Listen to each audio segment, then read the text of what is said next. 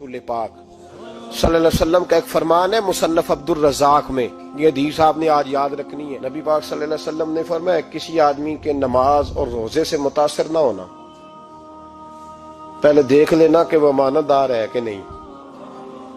किसी के नमाज रोजे से मुतासर नहीं होना, पहले देख लेना कि दयानतदार है कि देखना लोगों की जेबों पे कितनी नजरें डालता है। फरमाया बहुत सारे नमाज रोजे वाले धोखेबाजी करते हैं, दयानती न करें, अपने ओहदे का पास रखें, अपने मनसब का ख्याल रखें।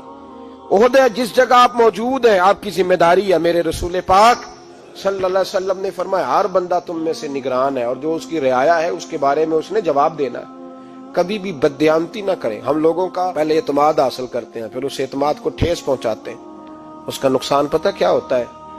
दुनिया में सबसे कमजोर शख्स वो होता है जिस पर कोई एतबार नहीं करता।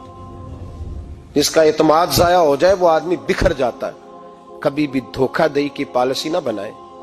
हम लोगों से मुफादात लेने के लिए अपने रवैये मीठे करते हैं और जब काम निकल जाता है फिर हमारे रवैये बदल जाते हैं। ये धोखा है, ये बददयानती है। इसको अल्लाह रसूल ने पसंद नहीं किया। मेरे नबी पाक अलैहिस्सलाम ने फरमाया जिसमें तीन बातें पाई जाए वो तो मुनाफिक है।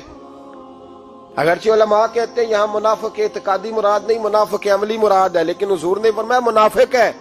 या रसूलल्लाह कौन? फरमाया वो बंदा जब बात करे तो झूठ बोले, जब वादा करे तो मुखालफत करे, जब अमानत रखी जाए तो बददयानती करे। ये तो बंदा मुनाफिक है। हजरत अबू नूर अलैहिर्रहमान ने लिखा है, फरमाते हैं महमूद गजनवी का दौर था तो एक आदमी महमूद गजनवी के पास ना अपना केस लेके आया, मुद्दई बन के आया। उसने कहा बादशाह मेरा केस बड़ा निराला है। बादशाह सलामत ने कहा वो किस तरह? कहने लगा ये मेरे पास एक थैली है, मैं ना सफर पे जाने लगा तो ये थैली पूरी हीरों की भरी हुई। फलां इलाके के जो काजी साहब है ना, मैं जाती दफा मैं कहीं सफर पे जा रहा था तो मैं उनके पास छोड़ गया कि रास्ता लंबा है, कहीं कोई मुझसे छीन ना ले, हीरों की भरी हुई थी। कुछ दिनों के बाद मैं वापस आया हूं, काजी साहब ने मुझे थैली वापस की है तो इसमें हीरों की बजाय खोटे सिक्के निकले। अब मैंने काजी साहब से कहा है तो काजी साहब तो मेरे गिरेबान तक आते हैं, वो कहते हैं बता कहीं से फटी है, खुली है? वो जिस तरह टांके लगा के तूने सी थी उसी तरह लगे हुए हैं कि नहीं? तो हुजूर लगे भी बिल्कुल उसी तरह है, ना फटी है ना खुली है। अब मैं लुट गया हूं, मेरी कुल उम्र की कमाई जाया हो गई, खोटे सिक्के कहां और हीरे कहां? तो मेहरबानी करें और आप की बारगाह में अल्लाह रसूल के नाम पर हलफ देता हूं कि मैं हूं बिल्कुल सच्चा। महमूद गजनवी कहने लगे तू जा, थैली छोड़ जा और जब मैं तुझे बुलाऊंगा फिर दोबारा आना। वो शख्स चला गया। महमूद गजनवी उठे, दरबार बर्खास्त किया, लोगों से कहने लगे चले जाओ, मैं 3 दिन के लिए सैर करने जा रहा हूं, 3 दिन के बाद लौटूंगा। अकेले जब रह गए ना महमूद दरबार में तो महबूब ने छुरी मंगाई। वो जिस तख्त पे बैठते थे वहां गद्दा बिछा हुआ था, ये गद्दा पड़ा है ना, वो गद्दा बिछा हुआ। तो महमूद ने छुरी के साथ उसको फाड़ डाला और छुरी जेब में रखी, निकल गए। कहने लगे मेरे बाद कोई मेरे दरबार वाले इहाते में दाखिल ना हो। महमूद चले गए। अब वो सफाई करने वाला जब आया ना, उसने आके देखा तो गद्दा तो फटा हुआ है। उसने शोर डाल दिया, पहरेदार भी आ गए, फलां साहब भी आ गए, फलां साहब। उसने कहा ओ खुदा के बंदो उसका गद्दा फट गया है, वो तो मार डालेगा। उसने कहा था सिवाय सफाई और निगरानी वाले के दूसरा आए कोई ना, और यहाँ आया भी कोई नहीं। पहले दिन ही फटा हुआ है तो लटका देगा सबको, क्या करें?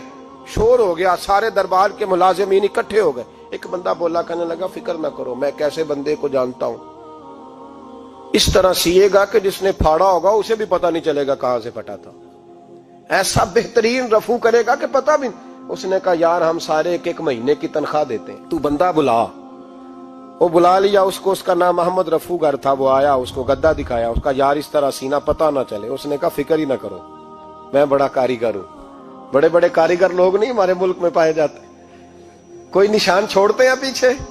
बड़े कारीगर का पैसे होने चाहिए, बड़े बड़े कारीगर बंदे। आप यकीन करें ऐसा ऐसा फलसफा, ये उम्रा इबादत है ना, सरकार दो आलम सल्लल्लाहु अलैहि वसल्लम की बारगाह की हाजिरी बड़ी नेमत है ना।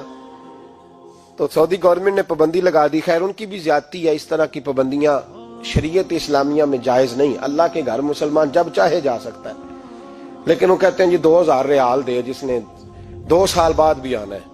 उन्होंने पाबंदी लगाई तो हमारे एजेंटों ने भी कई खास ट्रेनिंग हासिल की हुई है, पता नहीं कहां से सीख के आए, उन्होंने भी रास्ता निकाल लिया। ایک صاحب سے میں نے کہا کہ جناب وہ 2000 ریال لگ گیا تو کیا کرنا ہے؟ کہنے کوئی مسئلہ نہیں، پاسپورٹ نواں بنوا لو، گنجائش ہے، یعنی ہر شے کا حل ہے۔ تو میں نے کہا یار اب عمرہ کرنے جاتے وقت بھی بندہ دھوکہ دے کے جائے، اللہ کے گھر جاتے وقت بھی اس طرح کی حرکت کرے، کیا حال ہو گیا؟ ہر چیز کا لوگوں نے حل نکال لیا، ہر چیز کا لوگوں نے سٹائل بنا لی۔ ایسا نہ کریں، یہ درست نہیں۔ احمد رفو گر کہنے لگا اس طرح سیوں گا کہ پھاڑنے والے کو بھی پتہ نہیں، ان کا پیسے لے یار تو سی دے۔ اس نے سی دی، اگلے شام ہی لا کے بچھا دیا گدا۔ تیسرے دن بادشاہ سلامت آئے، آ کے پہلی نظر گدے پہ ڈالی، اس نے بلایا سب ملازمین کو، کہا کس نے سیا ہے؟ کہا جناب کیا ہوا؟ کہا یہ پھٹا ہوا تھا۔ کس نے؟ کہا نہیں پھٹا ہی نہیں۔ وہ کہنے لگے بنو بات، میں خود پھاڑ کے گیا تھا، تو بتاؤ صحیح سیا کس نے ہے؟ کہا جناب آپ پھاڑ کے گئے تھے تو بتایا کیوں نہیں؟ فرمانے لگے اسی لیے تو بتایا نہیں تھا کہ تم خود تحقیق کر لو، بلاؤ بتاؤ سیا کس نے۔ تو بلا لیا، احمد رفو گر آ گیا۔ اس کو جب بلا کے سامنے بادشاہ کھڑا کیا، کہا بھئی تم نے سیا ہے؟ کہنے لگا حضور آپ کے سارے ملازم کٹھے ہو کے آئے تھے، میری غلطی کوئی نہیں۔ کہا نہیں یار تو بڑا کاریگر ہے، میں نے اپنے ہاتھ سے پھاڑا تھا پر مجھے بھی نہیں پتا چل رہا کہاں سے پھٹا تھا۔ اچھا یہ بتا یہ تھیلی جو ہے یہ بھی تو نے سی تھی؟ اس نے کہا جی آپ کے خادم کا ہی کارنامہ ہے، وہ فلانے علاقے کے قاضی صاحب آئے تھے، اس میں سے ہیرے نکال کے تو کھوٹے سکے بھرے تھے، تو مجھے بھی تھوڑا سا حصہ ملا تھا۔ محمود نے سارے گواہ بھی اکٹھے کر لیے، ثبوت بھی اکٹھے کر لیے۔ پھر قاضی کو بلایا، پہلے سارے ثبوت اور گواہ کیس حل کر لیا۔ پھر ہمارے ہاں یہ حال ہوتا ہے کہ مدعی 2-3 ہفتے کے بعد خود ہی ہاتھ باندھ جاتا ہے، کہنا تسی میری جان چھڈو، مجرم پھڑو پاوے نہ پڑھو۔ وہ کہتا ہے مجھے معافی دو، میں رہا۔ ظلم ہے نا، ظلم زیادتی ہے کہ جو بیچارہ اتنے سوال مجرم سے نہیں ہوتے جتنے مدعی سے ہوتے، اب یقین کریں اتنے سوالات ہوتے، بیچارہ ہف جاتا ہے۔ یہ طریقہ درست تو نہیں، ایک لٹ گیا اور دوسرا طرح طرح کے سوالوں کے جواب دیتا پھرے بیچارہ۔ سارے ثبوت اکٹھے کر کے قاضی صاحب کو بلایا، تنہائی میں لے جا کے محمود غزنوی نے کہا قاضی صاحب آپ سے غلطی ہو گئی، غریب آدمی تھا، وہ لٹ گیا ہے، اس نے تو بڑی مشکل سے کچھ ہیرے جمع کیے تھے اور اس کی کل کائنات تھی، تو آپ اس کا مال اسے دے دیں، بات ختم۔ قاضی صاحب کہنے لگے آپ مجھ پہ الزام لگا رہے ہیں، سوال ہی نہیں پیدا ہوتا، آپ میری داڑھی دیکھیں، آپ میرا اعزاز دیکھیں، دنیا جانتی ہے میں اس کا۔ قاضی صاحب انسان بھول ہی جاتا ہے، بندہ بھول جاتا ہے، غلطی ہوگی، مال نے کہا نہیں سب، کہا میں تنہائی میں پوچھ رہا ہوں، میں اس وقت پوچھ رہا ہوں جب دوسرا موجود کوئی نہیں، آج توبہ کر لے، میں کچھ نہیں کہوں گا، تو میری زبان پہ اعتبار کر، تجھے پتہ ہے میں جو کہتا ہوں اس پہ عمل بھی کرتا ہوں، باز آ جا۔ پر قاضی نے کہا نہیں میری غلطی کوئی نہیں۔ محمود نے پھر بڑے دربار میں بلا لیا، مجمع عام میں۔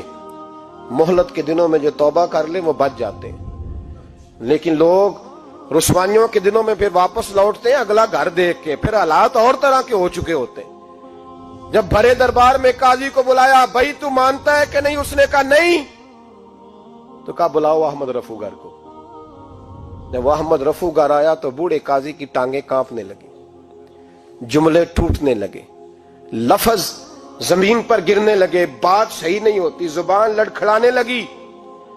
محمود کہنے لگے قاضی میں نے تجھے کہا تھا وہاں مان جا بات، اب بڑے دربار میں بول۔ تو جب قاضی صاحب کی گردن خود بخود جھک گئی تو دنیا سمجھ گئی، کہا نکل جا میرے دربار سے۔ محمود بولے نکل جا، اتنی تجھے عزت دی، اتنی بڑی تنخواہ دی، قاضی بنایا، اور یہ چھوٹی سی رقم کے لیے، تھوڑی سی رقم کے لیے تو بددیانت ہو گیا، چل چلا جا، نکل۔ قاضی دربار سے نکلا تو لوگ لعنتیں برسانے لگے۔ کل جو دکانیں چھوڑ کے سلوٹ کرنے آتے تھے وہ کہنے لگے اس کی عمر دیکھو، اس کے کام دیکھو، دیکھو اس نے کیا کیا۔ گھر گیا، بچے جن کے لیے پاپ کمایا تھا، جنہاں لی تو پاپ کمائے ہن کتھے نہیں ہو تیرے گھر دے، وہ بچے کہنے لگے ابا جی ہم تو سکول مدرسہ جانے کے قابل نہیں رہے، امید تھی کہ بیوی ساتھ دے گی۔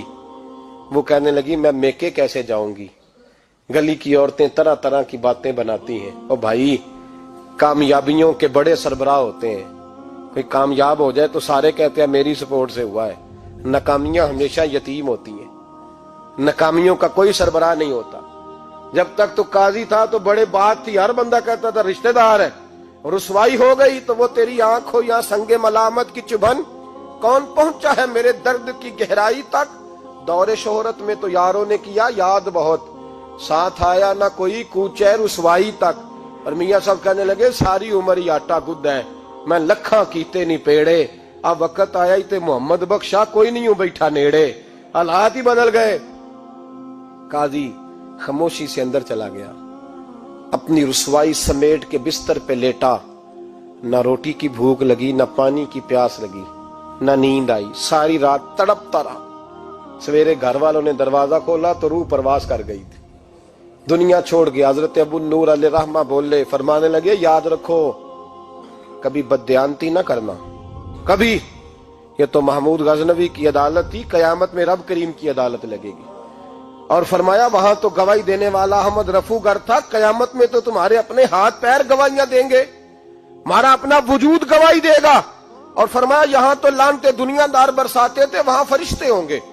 اور قاضی کو تو موت آ گئی تھی، قیامت میں تو دوبارہ موت بھی کوئی نہیں آئے گی، وہاں تو رہنا ہے اور سہنا ہے۔ بددیانتی معاشرے میں، اتنی بددیانتی ہر جگہ۔ اس معاشرے کا بھی کچھ بنے گا جہاں دوائی بھی خالص نہ ملے، جہاں دوائی میں بھی بددیانتی ہو۔ لوگ اپنے بچے کو آکسفورڈ یونیورسٹی میں پڑھانے کے لیے غریبوں کے بچوں کے رگوں میں جو دوائی اتارے وہ بھی 2 نمبر۔ اتنا بڑا بھی کوئی بددیانت معاشرہ ہوتا ہے کہ لوگ یہاں تک دھندا کریں، یہاں تک کہ لوگ لوگوں کی زندگیوں سے کھیل جائیں اور ہمیں احساس تک نہ ہو کہ کوئی مر جائے گا، کوئی ڈوب جائے گا، کیا بنے گا۔ اور جس نے وہ اپنی رجسٹر کی دوائی کی، اس نے 2-4 لاکھ روپیہ لیا اور اس نے یہ نہیں سوچا کتنے انسان میری وجہ سے مریں گے۔ قتل صرف یہ تو نہیں ہوتا گولی مار کے مار دینا، لوگوں کی زندگیوں سے لوگ کھیل جاتے ہیں، لوگ تباہی کر جاتے ہیں، لیکن بددیانتی سے باز نہیں آتے۔ میرے رسول پاک علیہ السلام کے غلاموں، نبی پاک صلی اللہ علیہ وسلم نے ذرا سی بددیانتی، اور صحابہ کا یہ مزاج تھا، اتنی سی بھی کبھی ان سے غلطی ہوتی تو تڑپ